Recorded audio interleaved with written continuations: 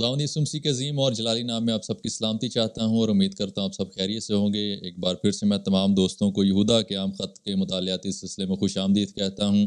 اور آج خداوند کے فضل سے ہم 7ویں سیشن میں داخل ہو چکے ہیں، اور اس سے پہلے 6 سیشنز کے اندر ہم نے پہلی آیت سے لے کر جو ہے وہ 5ویں آیت تک چیزوں کو ڈسکس کیا ہے۔ اور پریویس سیشن کے اندر میں نے بتایا تھا کہ ہمارے پاس 3 السٹریشنز ہیں ججمنٹ کے تعلق سے، جس میں فیٹ آف اسرائیل ہے، فیٹ آف فالن اینجلز ہے، اور پھر فیٹ آف سدوم اور امورا ہے۔ اور آج 6 آیت میں ہم فیٹ آف فالن اینجلز کی بات کریں گے۔ اور اس کو شروع کرنے سے پہلے میں آپ کو یہ بتانا چاہتا ہوں کہ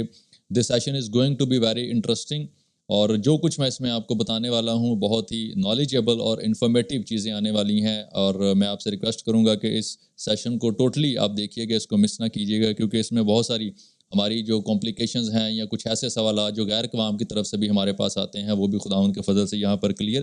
ہو جائیں گے۔ اور 6 آیت میں خداوند کے کلام میں کچھ یوں مرقوم ہے: اور جن فرشتوں نے اپنی حکومت کو قائم نہ رکھا بلکہ اپنے خاص مقام کو چھوڑ دیا، ان کو اس نے دائمی قید میں تاریکی کے اندر روز عظیم کی عدالت تک رکھا ہے۔ اب یہاں پر جو 6 آیت ہے، اس میں ہم فیٹ آف اینجلز کی بات کریں گے، اور اس کے لیے پریفریبل جو ورڈ ہے وہ فالن اینجلز میں استعمال کرتا ہوں۔ اور یہاں پر 2 کاز جو ہیں وہ ہمیں ان کی ججمنٹ کے تعلق سے نظر آتے ہیں۔ ایور لاسٹنگ چینز کے اندر اگر ان کو رکھا گیا ہے، ایور لاسٹنگ ڈارکنس کے اندر اگر ان کو ججمنٹ کے طور پر رکھا گیا ہے، تو اس کے پیچھے ان کے کازز ہمیں کیا نظر آتے ہیں۔ پہلے نمبر پر تو یہ وہ اینجلز ہیں جو کریشن آف گاڈ ہیں، خدا نے ان کو بنایا اور ان کو اپنے مقاصد کو پورا کرنے کے لیے بنایا ہے، لیکن انہوں نے اپنی حکومت کو قائم نہیں رکھا، اور پھر جس جگہ پر ان کو ایک خاص مقام دیا گیا ہے گورننس کے لیے، پرنسپیلٹیز کے لیے، فنکشنز کے لیے، پرپزز کے لیے، اس کو بھی انہوں نے چھوڑا ہے۔ اور 2 میجر کازز جو ہیں وہاں پر ہمیں اس کے اندر یہ نظر آتے ہیں۔ پہلا جو کاز ہے وہ پرائیڈ ہے، اور پھر دوسرا جو کاز ہے وہ ہم تھوڑی لسٹ پر اس کی بات کریں گے فالن اینجلز کے تعلق سے۔ اور جب ہم پرائیڈ کے کاز کی بات کرتے ہیں تو اگر آپ یسایہ 14واں باب پڑھیں گے تو وہاں پر آپ کو فالن اینجلز کی جو ہے وہ پرائیڈ کی نیچر ہمیں نظر آئے گی، جس کو لوسیفر لیڈ کرتا ہے، اور پھر وہاں پر وہ 5 بار لفظ میں کا بھی استعمال کرتا ہے جو پرائیڈ کے زمرے میں آتا ہے، فخر کے یا مغرور ہونے کے زمرے میں آتا ہے۔ اور کبھی موقع ملے تو آپ اس پورے 14ویں باب کو میڈیٹیشن کے ساتھ پڑھیں، you will come to know کہ کس طور سے وہ گریب کرتا ہے دوسرے اینجلز کو۔ حالانکہ اولڈ ٹیسٹمنٹ میں نہیں یہ بتایا گیا کہ how many angels were there, لیکن جب آپ نئے عہد نامے میں جاتے ہیں مکاشفہ کی کتاب میں تو یو کم ٹو نو کہ وہاں پر 1/3 اینجلز کی جو ہے وہ بات کی گئی ہے۔ اور یہاں پر جب وہ اپنے دل کی بات کرتا ہے، پرائیڈ کی بات کرتا ہے، تو اس کی ہمیں ایک فالن نیچر اور ریبیلیس نیچر جو ہے وہ ہمیں یہاں پر نظر آتی ہے۔ اور جب دل کے تعلق سے ہم اس کی نیچر کو دیکھتے ہیں تو بائبل مقدس جو ہے وہ دل پر فوکس کرنے کے تعلق سے بہت زور دیتی ہے۔ آپ کو 12 حوالے ملیں گے کہ اپنے دل کی حفاظت کرو، زندگی کا سرچشمہ یہی ہے، تمام خیالات جو ہیں وہ دل سے جنم لیتے ہیں۔ تو جو خیالات دل سے جنم لیتے ہیں، احساسات ہیں، تصورات ہیں، وہ ہمیں پازیٹیوٹی کی طرف بھی لے کر جا سکتے ہیں، نیگیٹیوٹی کی طرف بھی جو ہے وہ لے کر جا سکتے ہیں۔ تو اس کی ٹیک کیئر کرنا خدا کے کلام کی روشنی میں جو ہے یہ بہت ضروری ہے، تاکہ وہ تمام کوالٹیز یا وہ تمام کریکٹرز یا تمام نیچر جو لوسیفر کے اندر تھی وہ کہیں ہمارے اندر نہ آ جائیں۔ اور یاد رکھیں کہ یہ پرائیڈ جو ہے یہ آپ کو بہت ہی برے طریقے سے خدمت کے اندر گراتا ہے۔ اور میں ایک دفعہ ڈیرک پرنس کو سن رہا تھا، ون آف مائی فیوریٹ آدر، one of my favourite Bible teacher, تو وہ کہتے ہیں ایمانداروں کے اندر اور کوئی گناہ ہو نہ ہو، کم سے کم پرائیڈ کا جو سن ہے یہ کہیں نہ کہیں ان کی زندگی میں ہمیں دکھائی دیتا ہے۔ اور یہی سب سے پہلا جو گناہ ہے وہ ہمیں آسمان پر نظر آتا ہے کہ پرائیڈ کی نیچر جو ہے اس کو اپنے اندر وہ لے آتا ہے اور پھر خدا کے خلاف بغاوت کرتا ہے۔ دوسرے نمبر پر جب ہم کاز کی بات کر رہے ہیں تو لسٹ یہاں پر ہمیں فالن اینجلز کے تعلق سے نظر آتی ہے۔ اگر آپ پیدائش 6 باب کے اندر جائیں گے تو وہاں پر آپ دیکھیں کہ خدا کے بیٹوں نے آدمیوں کی بیٹیوں کے ساتھ شادی کی ہے، اور اس کے تعلق سے 2 بڑے میجر اسکول آف تھاٹس ہمارے سامنے ہیں۔ کچھ یہ کہتے ہیں کہ یہ ایکچولی جو سنز آف گاڈ کی بات کی جا رہی ہے یہ ایکچولی فالن اینجلز کی بات کی جا رہی ہے، اور پھر ایک اور اسکول آف تھاٹ ہے جو کہتے ہیں کہ نہیں، یہ فالن اینجلز نہیں ہیں بلکہ یہ سیت کی نسل ہیں، یہ بلیورز ہیں۔ لیکن یہ جو سیت کی نسل کے تعلق سے ایک اسکول آف تھاٹ ہے، یہ 3ری-4تھی صدی میں جو ہے وہ متعارف کروایا گیا کہ نہیں، یہ تو بلیورز تھے، اور اگر بلیورز تھے تو پھر وہاں پر ہمیں یہ بھی کہیں دکھائی نہیں دیتا یا لکھا ہوا نہیں ملتا کہ believers were prohibited to marry the unbelievers، اور وہاں پر یہ بھی ہمیں یہ نظر نہیں آ رہا کہ اگر ایماندار غیر ایمانداروں سے شادیاں کر رہے ہیں تو وہاں پہ بڑے جوائنٹس پیدا ہو رہے ہیں، جبار پیدا ہو رہے ہیں، اگر انسان انسان کے ساتھ ملاپ کر رہا ہے، سو رہے ہیں آدمی اگر عورتوں کے ساتھ، تو وہاں پہ ایسی کوئی ایکسٹرا آرڈنری یا کوئی عجیب و غریب نسل کا پیدا ہونا جو ہے یہ تصور سے باہر ہے۔ تو اگر انسان انسانوں کے ساتھ ملاپ کر رہے ہیں تو پھر جائنٹس کا پیدا ہونے کا کوئی جو کلو ہے وہ ہمیں دکھائی نہیں دیتا۔ لیکن جو معتبر جو اسکول آف تھاٹ اس کے اندر پایا جاتا ہے وہ سنز آف گاڈ کے تعلق سے ہے۔ اور یاد رکھیں کہ بائبل مقدس میں اور ہبرو کلچر کے اندر یا جو قدیم میسوپوٹامیم کلچر تھا اس کے اندر یہ جو لفظ سن آف گاڈ ہے یہ ڈائریکٹ کریشن آف گاڈ کے لیے استعمال کیا جاتا تھا۔ اس کے بعد یہ ریلیشن شپ ود گاڈ کے لیے استعمال کیا جاتا تھا، اور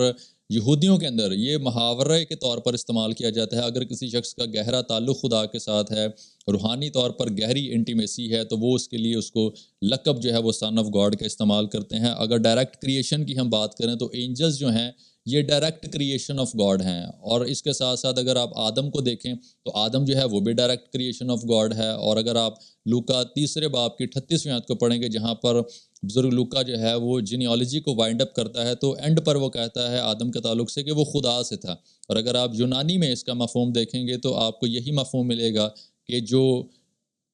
آدم ہے وہ خدا کا بیٹا ہے، کیونکہ وہ بھی ڈائریکٹ کریشن ہے، وہ کسی اور سیکشول ریلیشن شپ سے جو ہے وہ پیدا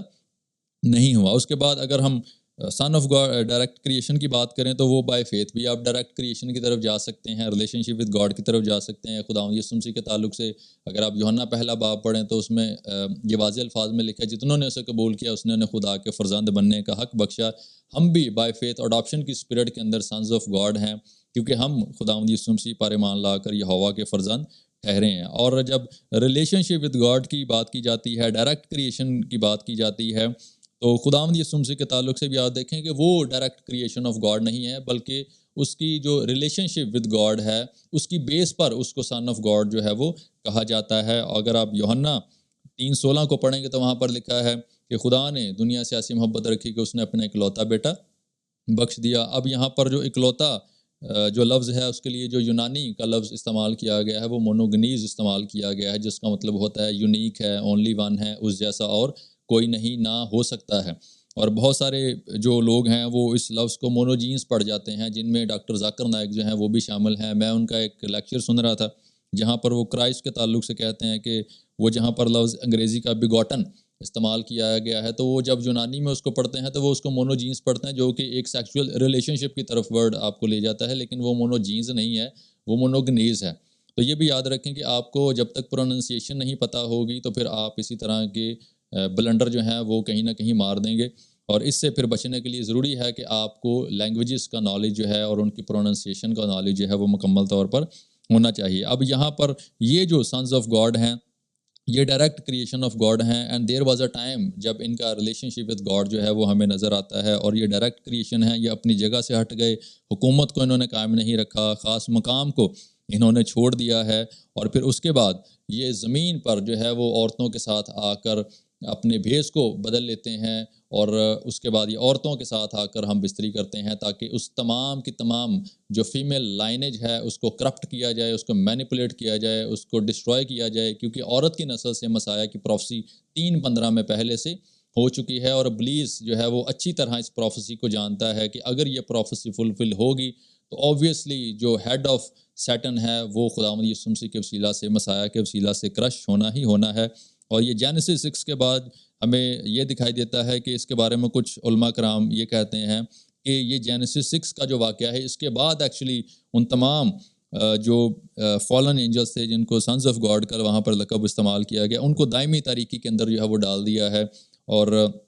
روز عظیم کی عدالت تک جو ہے ان کو وہاں پہ ہی رکھا گیا ہے، اور when the judgment day comes اور پھر ان کو دوبارہ سے وہاں سے نکال کر ہمیشہ کے لیے جہنم کی آگ میں لوسیفر کے ساتھ پھینک دیا جائے گا۔ اب یہ جب ساری میں باتیں یہاں پر آپ کے سامنے کر رہا ہوں تو ان کو کرنے کا مقصد کیا ہے؟ مقصد اس کا یہ ہے کہ خدا ہمیں بناتا ہے، اس نے ہماری زندگی میں پرپزز رکھے ہیں، فنکشنز رکھے ہیں، کچھ جگہیں رکھی ہیں جہاں پر رہ کر ہمیں وہی کام کرنا ہے جو خدا ہمیں کہتا ہے۔ اگر ہم اس مقام کو چھوڑ دیتے ہیں یا کسی اور طرف چل پڑتے ہیں، اپنی جگہ پر قائم نہیں رہتے، اپنے فنکشنز کو نہیں سمجھتے، اپنی گورننس کو نہیں سمجھتے، اپنی اتھارٹی کو نہیں سمجھتے، اور کسی اور طرف چل پڑتے ہیں تو پھر یقیناً خدا کی ججمنٹ جو ہے وہ آپ پر آ پڑے گی۔ اور یہاں پر فالن اینجلس کے تعلق سے بھی آپ دیکھیں کہ وہ اپنی جگہ پر قائم نہیں رہے، ان کی ججمنٹ ہوئی، اور اگر بلیورز اس کو ایز اے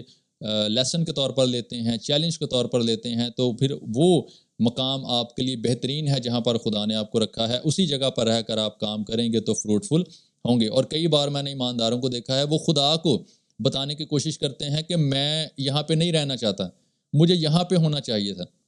میرے پاس یہ توڑا ہونا چاہیے تھا، میرے پاس 5 توڑے ہونے چاہیے تھے، میرے پاس 2 کیوں ہیں، میرے پاس 1 کیوں ہے۔ تو ہم خدا کو